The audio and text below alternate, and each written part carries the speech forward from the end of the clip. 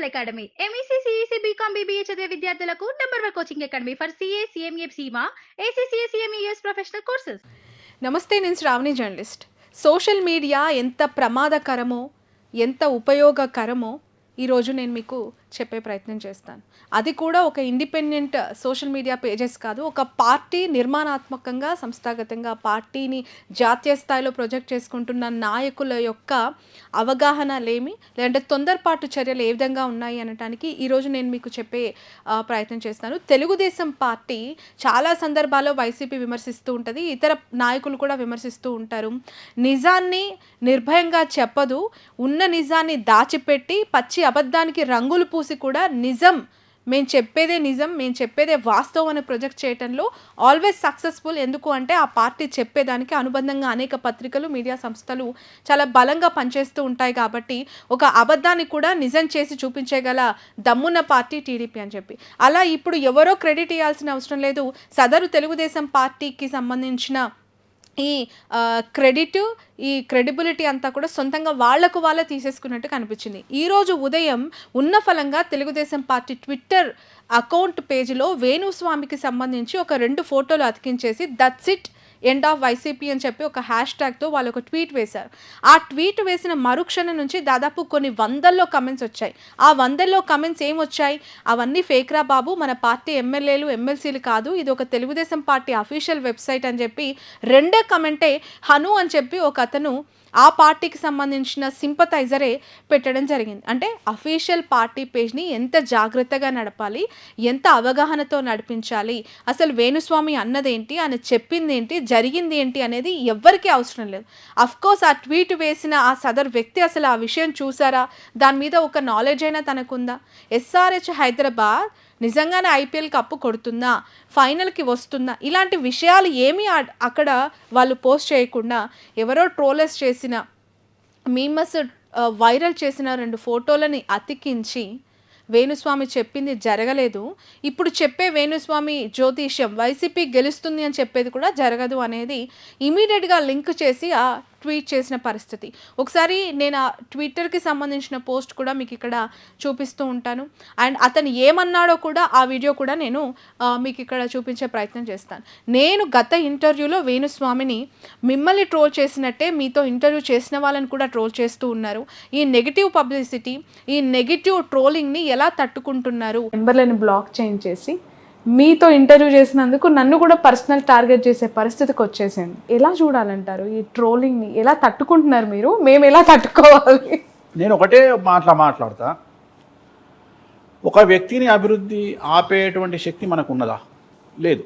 చాలా sensitive persons అయితే like Gitanjali లాగా సూసైడ్లు చేసుకొని కొంత వందల మంది ప్రాణాలు తీసుకోవాల్సిన పరిస్థితులు ప్రస్తుతం 2 తెలుగు రాష్ట్రాల్లో ఉన్నాయి.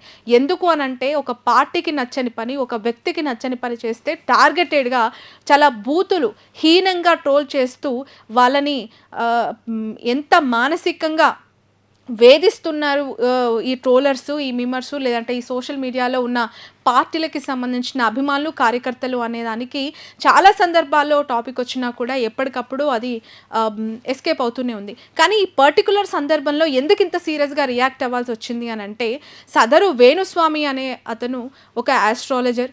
గతంలో ఎన్నో విషయాలు, సంచలన విషయాలు ఆయన చెప్పినట్టుగా జరిగాయని నమ్మే వాళ్ళ సంఖ్య రోజు రోజుకి పెరుగుతుంది.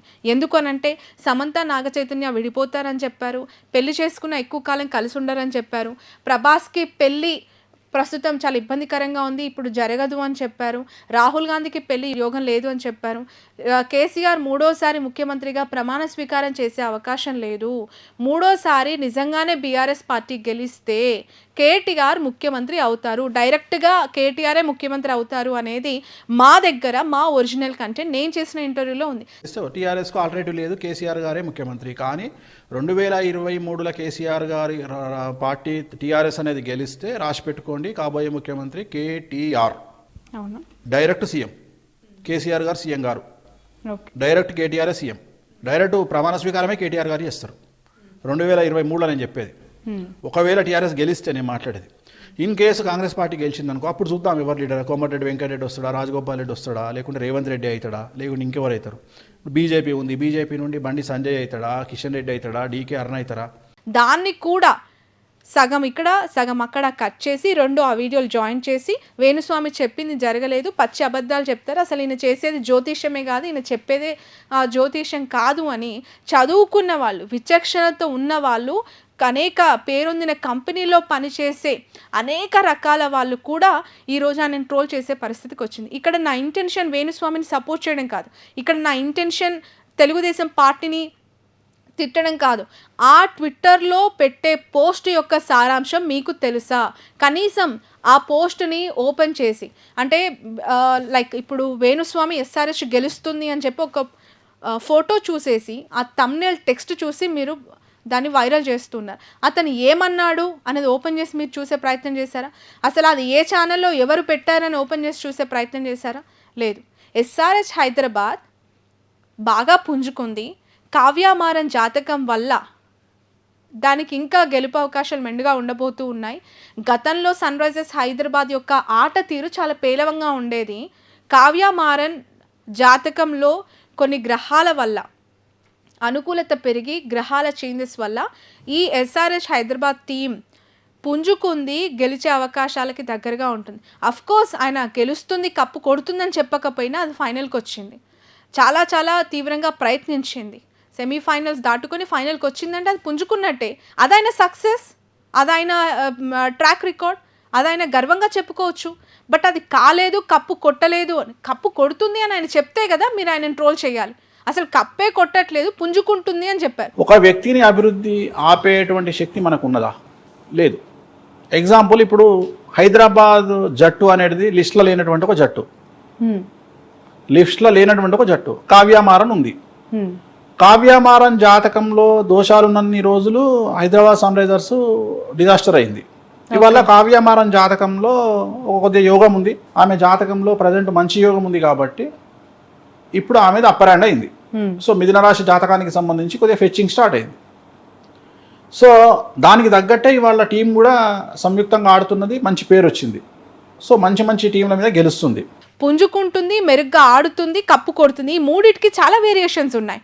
ఇవన్నీ పక్కన పెడితే నిర్మాణాత్మకంగా ఒక రాష్ట్రంలో అధికారంలోకి వస్తుంది, మేము అధికారంలోకి రాబోతున్నామని చెప్పుకునే టీడీపీ పార్టీ, ముఖ్యమంత్రిని నేనే అని చెప్పుకునే నారా చంద్రబాబు నాయుడు గారు నడిపిస్తున్న తెలుగుదేశం పార్టీ యొక్క చరిత్ర, దాని యొక్క బ్యాక్గ్రౌండ్ ఏ స్థాయిలో ఉంటుంది అవేవి పట్టకుండా జస్ట్ ఒక ఆస్ట్రాలజర్ చెప్పిన ఒక వీడియోని తీసుకొని ట్విట్టర్లో ఏకంగా ఒక 2 ఫోటోలు అతికించేసి that's it end of YCP అని చెప్పి పెట్టారు అని అంటే 6.5 లక్షల మంది ఫాలో అవుతున్న మీ ఫాలోవర్స్కి మీరు ఇచ్చే సందేశం ఏంటి? మీరు ఇచ్చే మెసేజ్ ఏంటి?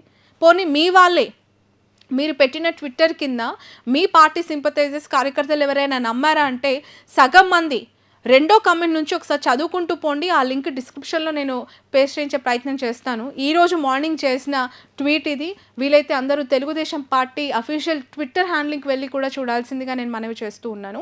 హను అనే వ్యక్తి కూడా ఇది టీడీపీ అఫీషియల్ వెబ్సైట్ రా బాబు, అఫీషియల్ ట్విట్టర్ హ్యాండ్లింగ్, ఇది ఏ బుద్ధా వెంకన్నను నడిపించట్లేదు, దయచేసి నిజాలు ఉన్నది ఉన్నట్టుగా మీరు వెయ్యండి అని చెప్పి 2వ కామెంట్ నుంచే ఆ ట్విట్టర్లో కమెంట్ చేసిన వాళ్ళకి కమెంట్స్ ఇస్తూ వెళ్తున్నారు. అంటే టీడీపీ అఫీషియల్ ట్వీట్ చేసిన దాన్ని ఆ పార్టీ కార్యకర్తలు లేదంటే సింపథైజర్స్, అభిమానులు కూడా నమ్మని పరిస్థితికి వచ్చేసింది. ఇంకా క్రెడిబిలిటీ ఎక్కడ ఉంటుంది? ఒక పార్టీకి సంబంధించి మీరు చెప్పిన దాంట్లో వాస్తవమని మీ పార్టీకి సంబంధించిన ఫోటోలు పెట్టుకొని మీ పార్టీ నాయకుల కార్యకర్తలుగా అనుచరులుగా తిరుగుతున్న వాళ్ళే నమ్మనప్పుడు మీరు వాస్తవం చెప్తున్నారని ఎలా ఊహించాలి ఆంధ్రప్రదేశ్ ప్రజలు? పదే పదే నిజాన్ని నిజంగా చెప్తే నమ్మే పరిస్థితి నుంచి ఒక అబద్ధాన్ని కూడా నిజంగా ఇదే జరిగింది, ఇదే నిజం అని చెప్పే ప్రయత్నం చేస్తూ ఉంటే చూసే వాళ్ళు పిచ్చోళ్ళలా కనిపిస్తూ ఉన్నారా? అందులో మీ అభిమానులే మీకు ఇప్పుడు రివర్స్గా కమెంట్లు చేస్తూ ఉన్నారు. మీరు అఫీషియల్ పేజ్ నడుపుతున్న వాళ్ళు ఇలా వేగ్గా ఎలాంటి విషయాలు తెలుసుకోకుండా వేస్తే ఎలా అని చెప్పి ప్రశ్నిస్తున్నారు.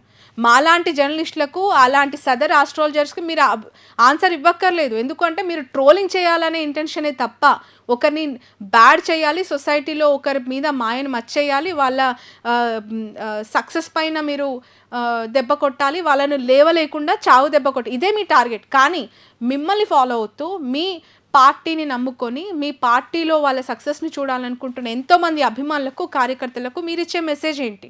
అఫ్కోర్స్ ఇప్పుడు వైసీపీ గెలుస్తుంది, వైసీపీకి గెలిచే అవకాశం ఉందని వేణుస్వామి చెప్పారు. 2019లో కూడా వేణుస్వామి అదే విషయం చెప్పారు. ఈ రోజుకి అదే చెప్తున్నారు. టీడీపీ గెలిచే అవకాశం ఎప్పుడుందో చెప్తూ ఉన్నారు. ఎందుకు గెలవట్లేదు, దానికి జరుగుతున్న నెగిటివ్స్ ఏంటి అని చెప్తూ ఉన్నారు. దాన్ని కన్సిడర్ చేసే దమ్ము మీకుండాలి. అది లేనప్పుడు సదరు ఆస్ట్రాలజర్ని టార్గెట్ చేశారు, అతనితో చేసిన ఇంటర్వ్యూవర్ని, జర్నలిస్టులని టార్గెట్ చేస్తున్నారు. ఒకవేళ నిజంగానే 2024లో వేణుస్వామి చెప్పినట్లుగా వైసీపీ గెలవదు, గెలవకపోతే టీడీపీ అధికారంలోకి వస్తుంది, ఆ కూటమి అధికారంలోకి వచ్చే అవకాశం ఉందనుకోండి, క్రెడిబిలిటీ పోయేది ఎవరికి? ఆ ఆస్ట్రాలజర్కి పోతుంది. ఆ ఆస్ట్రాలజర్ని నమ్మే వాళ్ళ సంఖ్య తగ్గుతుంది. ఆ ఆస్ట్రాలజీ సక్సెస్ పైన ఇబ్బంది పడే అవకాశం ఉంటుంది, అతనికి ఎఫెక్ట్ పడుతుంది. మీకెందుకు అంత బాధ? అనేక మంది అనేక రకాల వార్తలు చేస్తూ ఉంటారు, అనేక వింగ్స్ని కవర్ చేస్తూ ఉంటారు. News is all about all wings, all departments, health, devotional, అలాగే sports, education, politics, cinema and like astrology కూడా ఒక పెద్ద విభాగంగా మారిపోయింది. న్యూమరాలజీ, ఆస్ట్రాలజీ, ఇలాంటి అనేక సెగ్మెంట్స్ ఇప్పుడు రకరకాల దారుల్లో సక్సెస్ఫుల్గా కొనసాగుతున్న వింగ్స్ ఇవి. ఎంతోమంది వాటిని నమ్ముకొని బిజినెస్ చేస్తూ ఉన్నారు, ఎంతోమంది సక్సెస్ అయ్యారు. అంతెందుకు సదర్ తెలుగుదేశం పార్టీకి సంబంధించి అనేక ఇష్యూస్, అనేక డెవలప్మెంట్స్లో ఇలాంటి ఆస్ట్రాలజర్స్ని, ఇలాంటి సిద్ధాంతాలను పెట్టుకునే కదా ముహూర్తాలు చూసుకునేది. ఇలాంటి వాళ్ళని పెట్టుకునే కదా సదర్ బాబు గారు, నారా లోకేష్ గారు పార్టీ ఆఫీస్లో కూర్చొని పంచాంగం వినేది. అలాంటి వాళ్ళకి ఇదా మీరు ఇచ్చే రెస్పెక్ట్? అలాంటి సిద్ధాంతాలకు ఇదా మీరు ఇచ్చే రెస్పెక్ట్? మీరే అలా అఫీషియల్ వెబ్సైట్లో పెట్టి హేళన చేస్తూ ఉంటే మీ పార్టీ కార్యకర్తలు, మీ పార్టీ అభిమానులు, నాయకులకున్న అనుచరగణం అంతా ఇంకెలాంటి రెస్పెక్ట్ ఇస్తుంది? ఎలా వాళ్ళని డ్రైవ్ చేస్తూ ఉంది పార్టీ? ఇవన్నీ కూడా చూస్తూ ఉంటే టీడీపీ ఒకవేళ వాళ్ళకు వ్యతిరేకంగా పనిచేస్తే ఏ స్థాయిలో ట్రోలింగ్ చేస్తారు, ఏ స్థాయిలో డీఫేమ్ చేస్తారు మార్కెట్లో అనడానికి ఇది ఒక బెస్ట్ ఎగ్జాంపుల్గా కనిపిస్తోంది.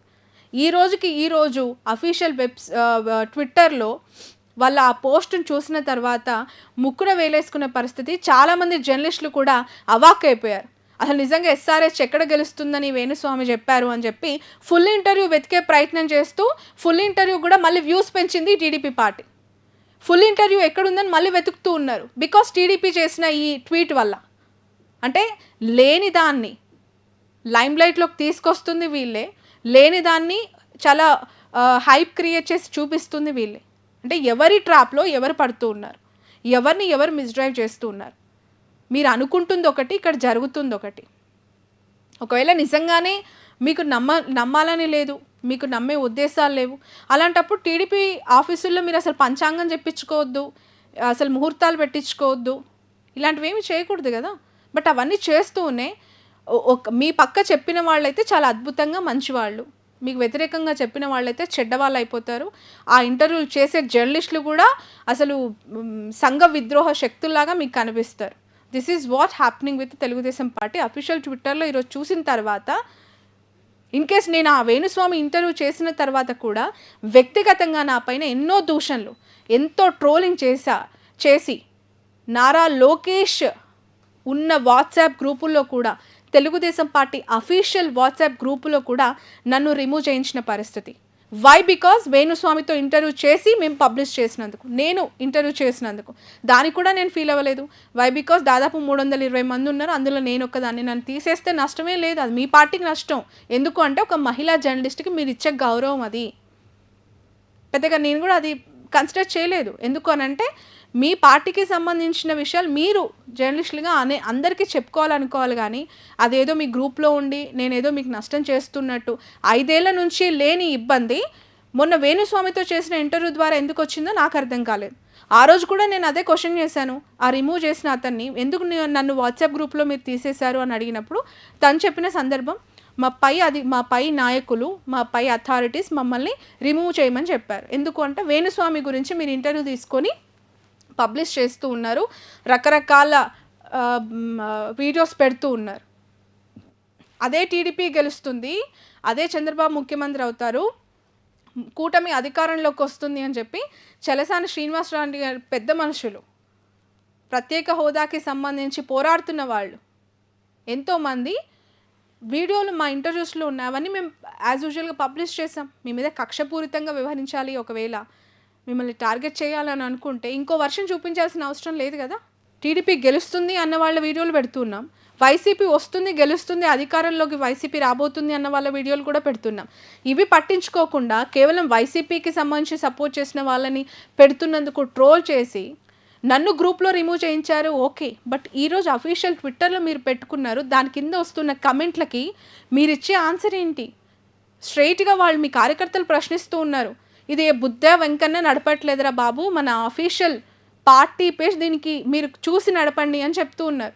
ఒక వీడియోలోకి వెళ్ళి ఏం జరిగింది, వేణుస్వామి ఏమన్నాడో తెలుసుకోకుండా చాలా వేగ్గా ఒక ట్విట్టర్లో ట్వీట్ వేసేసి వదిలేశారు. జస్ట్ పుంజుకుంటుంది, గెలిచే దిశగా ఆ ట్రావెల్ ఉంటుంది ఎస్ఆర్హెచ్కి తప్ప కప్పు గెలుస్తుందని ఆయన చెప్పలేదు. అది కూడా ట్రోలింగ్కి సంబంధించి నేను అడిగిన క్వశ్చన్ మాత్రమే. ట్రోలింగ్ని ఎలా తట్టుకుంటున్నారు మాకు కూడా కొంత చెప్పండి అని నేను అడిగిన దానికి, ఇలాంటి ట్రోలింగ్ గురించి అప్పుడు కూడా ఆయనను అడిగా. నెంబర్లను బ్లాక్ చేసి మీతో ఇంటర్వ్యూ చేసినందుకు నన్ను కూడా పర్సనల్ టార్గెట్ చేసే పరిస్థితికి వచ్చేసింది. ఎలా చూడాలంటారు ఈ ట్రోలింగ్ని? ఎలా తట్టుకుంటున్నారు మీరు? మేము ఎలా తట్టుకోవాలి? నేను ఒకటే మాట్లాడతా, ఒక వ్యక్తిని అభివృద్ధి ఆపేటువంటి శక్తి మనకు ఉన్నదా? లేదు. ఎగ్జాంపుల్, ఇప్పుడు హైదరాబాద్ జట్టు అనేది లిస్టులో లేనటువంటి ఒక జట్టు, కావ్యమారన్ ఉంది. కావ్యమారన్ జాతకంలో దోషాలున్నన్ని రోజులు హైదరాబాద్ సన్ రైజర్స్ డిజాస్టర్ అయింది. ఇవాళ కావ్యమారన్ జాతకంలో కొద్దిగా యోగం ఉంది, ఆమె జాతకంలో ప్రజెంట్ మంచి యోగం ఉంది కాబట్టి ఇప్పుడు ఆమెది అప్పర్ హ్యాండ్ అయింది. సో మిథున రాశి జాతకానికి సంబంధించి కొద్దిగా ఫెచ్చింగ్ స్టార్ట్ అయింది.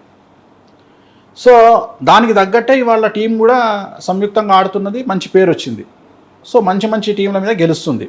దానికి చెప్పిన ఆన్సర్, ఈ స్థాయిలో టీడీపీ అధికారంలోకి వస్తుంది అని చెప్పి మ్యానిపులేట్ చేస్తూ, వస్తుంది అని చెప్పిన వాళ్ళని కూడా డీఫేమ్ చేస్తూ, వైసీపీ రాదు అని ప్రతి ఒక్క చిన్న ఆధారాన్ని కూడా వాళ్ళు భూతద్దంలో పెట్టి చూపిస్తూ, అఫీషియల్ హ్యాండ్లింగ్స్లో కూడా పెట్టి ప్రజలని పిచ్చోళ్ళని చేస్తూ ఉన్నారా?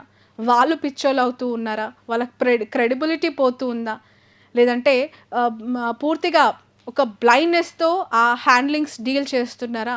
వాళ్ళకి వాళ్ళు క్వశ్చన్ చేసుకోవాలి, వాళ్ళు ఆలోచించాలి. ఎందుకు అని అంటే, ఒక పార్టీ చాలా ఘనమైన చరిత్ర కలిగింది. ఆ తెలుగుదేశం పార్టీ దేశ స్థాయిలో క్రియాశీలకంగా ఉందని చెప్పుకుంటూ ఉంటారు. ఎన్డీఏ మాతో పొత్తులో ఉంది అని చెప్పుకుంటూ ఉన్నారు. అలాంటి ఒక పార్టీ అఫీషియల్ పేజ్లో ఇట్లా పెట్టడం అనేది చాలా ఇబ్బందికర వాతావరణమే. ఒకసారి ఆలోచించాల్సిన అవసరం ఎంతైనా ఉంది.